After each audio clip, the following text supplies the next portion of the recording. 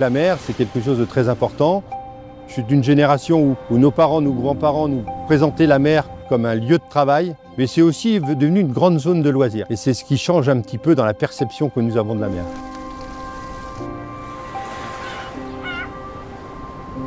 C'est un monde qui peut paraître un peu bizarre, vu de loin, où les valeurs humaines s'exacerbent. C'est comme la météo, on ne la choisit pas, et là c'est la même chose.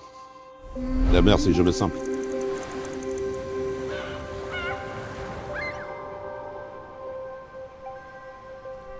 Quand le projet est arrivé sur notre bureau, ce ne sont pas des inquiétudes qui nous ont submergés, c'est plutôt une grande fierté que l'État nous ait choisi comme territoire pour implanter ce parc éolien. Participer à la transition énergétique de la France, donc on est très fiers. La réunion publique qui a donc exposé le projet s'est très bien passée. Il y a eu quelques oppositions, effectivement, quelques interrogations du public concernant la visibilité du projet, les retombées économiques. Mais on a été très transparent et surtout, on a cheminé ensemble avec toute la population. Nous avons rencontré plusieurs acteurs du territoire vendéen qui nous a permis de construire notre réponse à l'appel d'offres de l'État français. Nous avons organisé ou participé à des milliers de rencontres de formes diverses, de façon à prendre en compte les spécificités du territoire, des acteurs du territoire. Les parties prenantes principales, celles avec qui on a une cohabitation et une coactivité, sont les premiers avec qui on va dialoguer pour permettre de préserver les intérêts de chacun. Le comité régional de l'époque, avec les professionnels de Noirmoutier et aussi de l'Île-d'Yeu, on a proposé ce zonage qui correspondait à une zone de moindre impact pour l'ensemble des usagers de la mer à l'échelle des Pays de la Loire. L'État a regardé ça avec une bienveillance et a repris intégralement la proposition des marins-pêcheurs dans l'appel d'offres.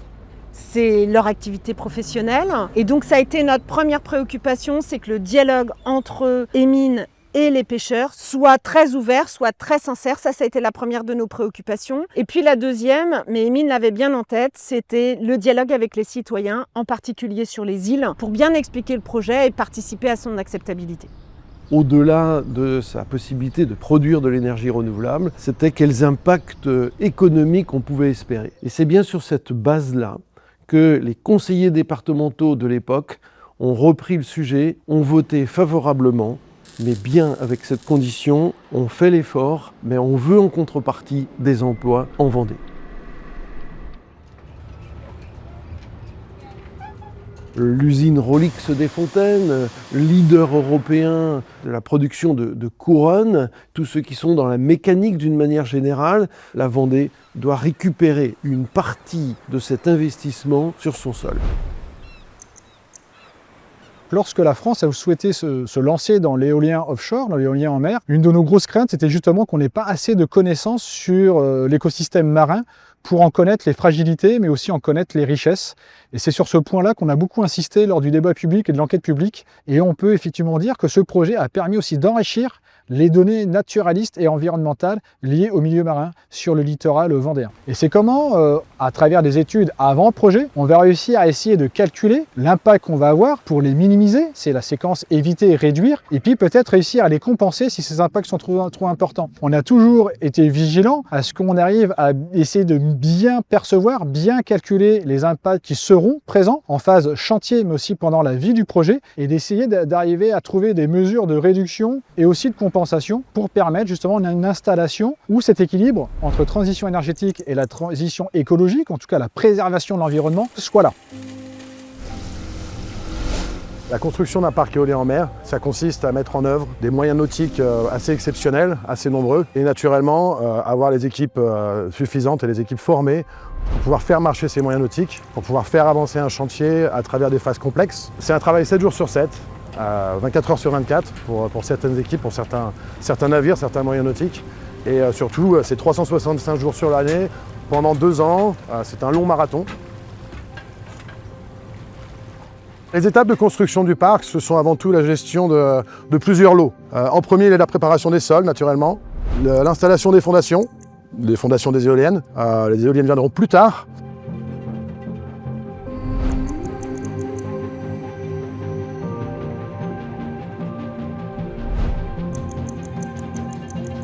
Il faut installer la sous-station, donc c'est une grosse phase du chantier.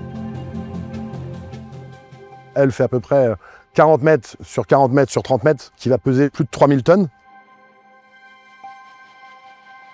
Les câbles doivent relier les fondations à la sous-station et aussi au continent depuis la sous-station. Donc il y a les câbles export et les câbles interéoliens qui seront installés, un pour chaque fondation.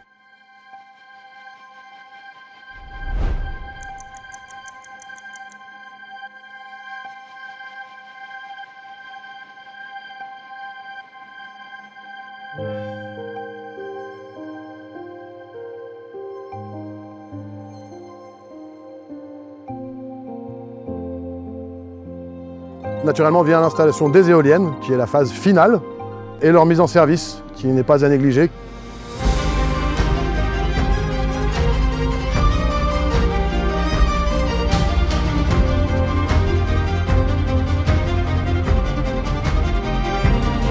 C'est un petit million de composants que nous avons installés en mer, avec naturellement une phase de préparation à terre et les gros blocs installés tous ensemble en mer. Avec les équipes de maintenance, on est en charge finalement de l'opération du parc. Vérifier qu'on produit de l'électricité, injecter de l'électricité sur le réseau. On a du vent, on a des turbines qui tournent et on maximise la production d'électricité en injectant au maximum sur le réseau. Dans opération et maintenance, on a deux choses. On a l'opération qui est le suivi de la production du parc et l'intégration avec le réseau, donc maximiser finalement la qualité de l'électricité qu'on injecte sur le réseau. Et la partie maintenance de opération et maintenance, c'est vraiment les maintenances préventives et correctives pour s'assurer que les éléments installés en mer sont toujours dans leurs conditions opérationnelles maximum pour produire de l'électricité. On est là pour 25 ans, on est là vraiment pour créer de l'emploi et maintenir les éoliennes en maximisant finalement la production du parc pour apporter de l'électricité à la Vendée et généralement aux Français.